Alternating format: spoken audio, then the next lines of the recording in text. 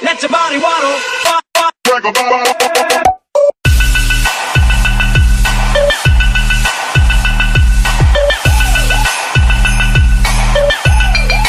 Body waddle.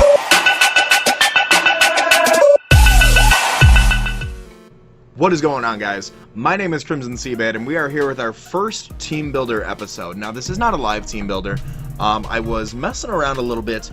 As you guys typically know, I'm a UU battler, and I wanted to venture off into RU a little bit.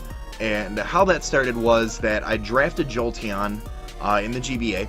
And if you don't know anything about the GBA, links to the YouTube and the Twitter are going to be down below.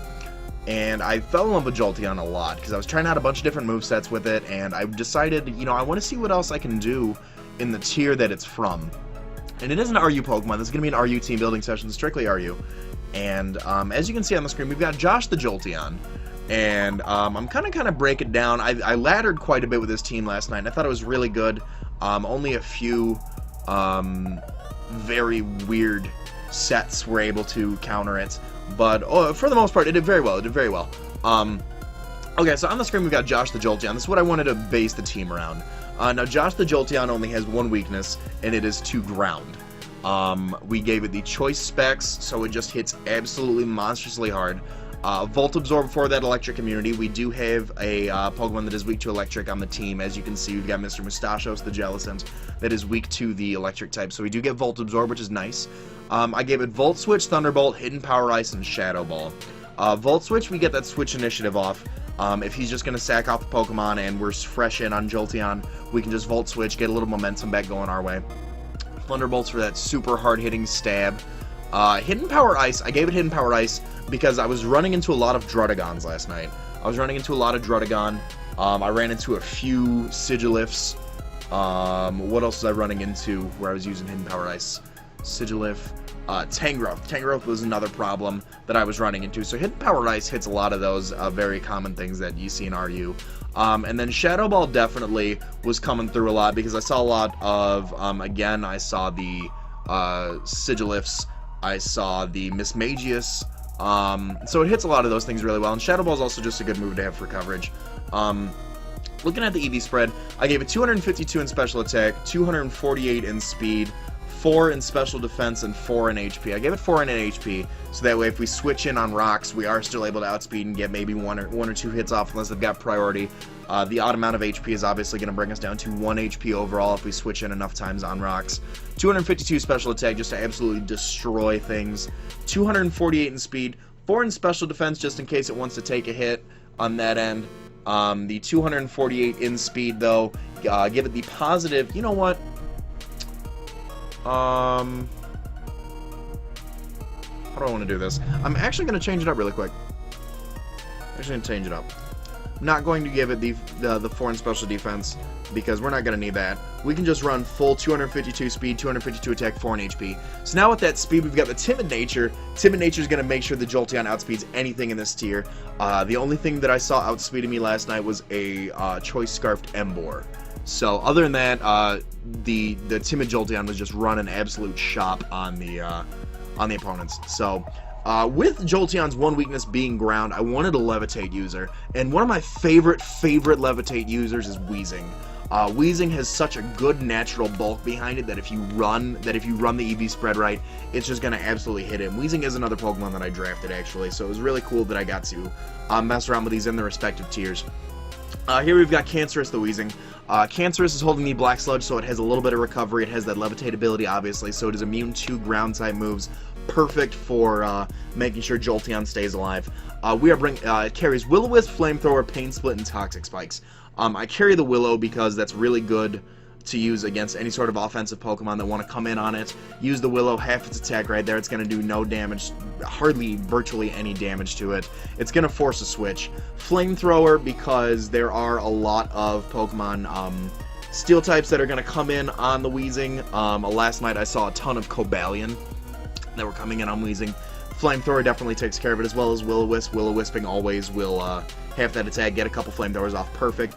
Pain Split is another good recovery option for the Weezing. And then Toxic Spikes as entry hazards I found were very good because you can see on my team I actually don't have a viable spinner or defogger. And it turned out last night a lot of people in this tier didn't bring one either. So I really enjoy having Toxic Spikes on the field. If you can get 2 layers up and you don't see a good counter for that, if there's not a poison type to take them off the field, no Rapid Spin or no Defogger, money, because you've got that Toxic Poison every turn. Let's talk EV Spread. EV Spread, I gave it 248 in HP, I gave it 8 in defense, or 252 in defense, 8 in special attack.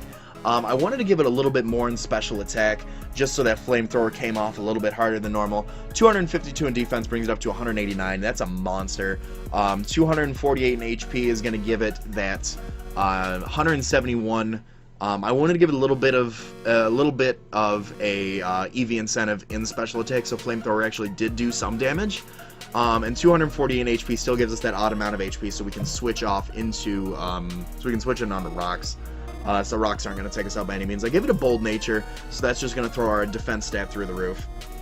Now the thing with Wheezing is that it has 2 weaknesses. It has Psychic and it has Ground. Now obviously we have no special defense capabilities whatsoever. Our special defense stat is 90. We needed a Pokemon that was immune to Psychic or could take a Psychic hit. And I actually, shout out to my friend Rising Tide, he actually introduced me to this core the other day. Which was the Drapion Wheezing core, and I loved it. I loved it so much. I wanted to take my little spin on it and throw an Assault Vest on it, so that way it can take a special hit as well.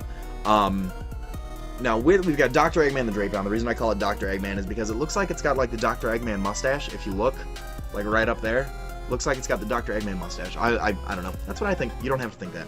I slapped an Assault Vest on it. I gave it Battle Armor, so that way any critical hits are not going to hurt us. Moveset, Cross Poison, Night Slash, Knockoff, and Infestation. Cross Poison, Night Slash, Knockoff are all very good stab moves. We don't have much coverage as far as it goes. Knockoff is obviously going to do extra damage if you do come in with an item on. I'm going to be able to slap it right off. Cross Poison and Night Slash both have high critical hit ratios, so that's good. I was going to go with Sniper, but I figured Battle Armor is going to be better, especially since we are running more of a defensive, or especially defensive Drapion. Infestation's just a fun move that I like. I like being able to, if I can keep a Pokemon in, so say, you know, they bring in a, they bring in whatever. They bring in a special attacking Pokemon. If I pop off an Infestation, that's going to keep dropping them 12%, unless they're resistant to it, obviously. But 12% of their health goes from 2 to 5 turns. That's awesome. And then they're locked in with me. Like, they're trapped in here with me, so I can knock off their item, I can Cross Poison and Night Slash them to death. The one Pokemon that kind of counters that, like I found last night, was Cobalion, because it's immune to the poison, and it does have the Justified ability. So I just kind of had to keep running Infestation over and over until I killed it, but it is what it is. Let's talk Spread. It is meant to be a special defensive Pokemon. So 252 HP, 252 special defense with 4 in attack, so that way its offensive moves actually do a little bit of work. The 252 in special defense multiplied by the Assault Vest is going to make it so it can take whatever hit that we want to take. 252 in HP gives it that bulk behind it. Like I said, 4 in attack is going to be able to give us just a little bit of edge when we go and use that knockoff or cross poison. Careful Nature boosts the special defense, lowers special attack. We don't have any special attack on us anyway, so Careful Nature is the way I wanted to go with that. Like I said earlier in the video, the only thing I was outspeeding my Jolteon was a Choice Scarfed Emboar, and I wanted something, in my opinion, that kind of walled both its stabs, both the fire and the fighting. And looking around, I really liked Jellicent. Jellicent has water typing, so it's immune, not immune. It resists that Flare Blitz, even though it's still going to hit really hard because it's reckless. And it also has Ghost typing, so it's immune to any Ambipoms we run into that want to use Fake Out, Double Hit, whatever. If we can switch in on a Fake Out user with the Jellicent, that does give us that immunity, normal type and fighting type immunity. Let's talk items, let's talk abilities. I gave it the leftover, so it has a little bit of recovery options. As you can see, we also have Recover, but I wanted to give it that. Ability Curse Body. I was using Water Absorb for a while last night, and I noticed that I don't have a water weakness on my team, so why would I want to use Water Absorb? I mean, obviously if something tosses a Scald my way and I can predict that, I can switch in, take it so none of my Pokemon get burned, but I found that what I really loved was that with such a wall that this is to a Choice Scarfed Emboar, with the Cursed Body, I've got that 30% of disabling the moves. So if it hits me with a Flare Blitz, a switch in, hits me with Flare Blitz, I survive it, he is automatic, he gets disabled. he has to switch out because he can't hit me with a struggle, obviously. You don't want to hit anybody with a struggle. So that gives me a turn to recover. That gives me a turn to maybe predict, go for a Willow, go for a Scald. Most people run more of a wall type Jellicent. Jellicent does have a natural special defensive bulk behind it. It also does have some HP. So I wanted to run more of a specially offensive Jellicent with the Scald and the Shadow Ball. Well, movesets. Recover, Scald, Shadow Ball, and Will-O-Wisp. Scald and Shadow Ball are there for the stab. Recover, obviously, we can get some of that HP back. Will-O-Wisp is just honestly more of a hazard, or more of a status condition for my opponent to be aware of, or to be careful of. Always got to be careful of that. 100 HP definitely takes advantage of the overall natural bulk that Jellicent has. 252 special attack is going to make sure that we hit really hard. 4 in special defense just to kind of take advantage of that natural special defensive bulk that it has. And actually looking at that, I'm actually going to take the 4 away and I'm going to toss it into the defense just so we can take that Flare Blitz a lot better. So looking at it, I gave it a modest nature, increase the special attack, decreases the attack, so that way our Scald and our Shadow Ball are going to hit that much harder. Now, I've got my 2 special attackers. I wanted kind of a variety of, not a variety, I wanted some fun Pokemon for my physical attackers, and I came across Slurpuff, and I was like, a lot of people talk about Slurpuff, and I've never really, like I said, this is really my first true venture into RU, and I had never really seen a Pokemon like Slurpuff. It's fairy typing. Let's talk item, let's talk ability. I gave it Citrus Berry and Unburden. Citrus Berry is obviously going to give us that 25% health increase after it drops down to 50%. Unburden, once we pop the Citrus, we do outspeed. And here's where this comes in, Belly Drum. This is more of a common set that you might see.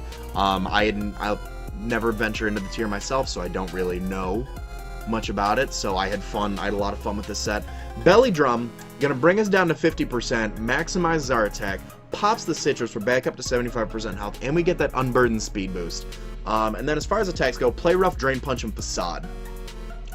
Play Rough obviously for the stab. Drain Punch for recovery. There were a lot of Pokemon that Drain Punch was working well on last night. I saw a lot of Dugongs. I saw Steelix. What else? What else did it do good on? What else did it do on? Pyroar. That was another good one. So Drain Punch for the recovery and another coverage. And then Facade, because a lot of people are going to try and Toxic the Slurpuff, or a lot of people are going to try and get the Willow. I had a lot of, some people predicted it went for a T-Wave, and I was able to get Facade. A fully max attacking Slurpuff with Facade was just absolutely phenomenal. So let's talk EV spread now that we've talked about moves and whatnot. I gave it 4 in HP. That's going to bring it up to an even number of HP. Now, this is different from any of our other Pokemon, because everybody else had odd numbers. You guys are like, Crimson, why'd you want to do the even numbers? I did it even so that way as soon as I Belly Drum, it brings me down to an even 50%, which pops the Citrus Berry right then and there. Gives me that Unburden boost turn 1. 252 attack, 252 speed.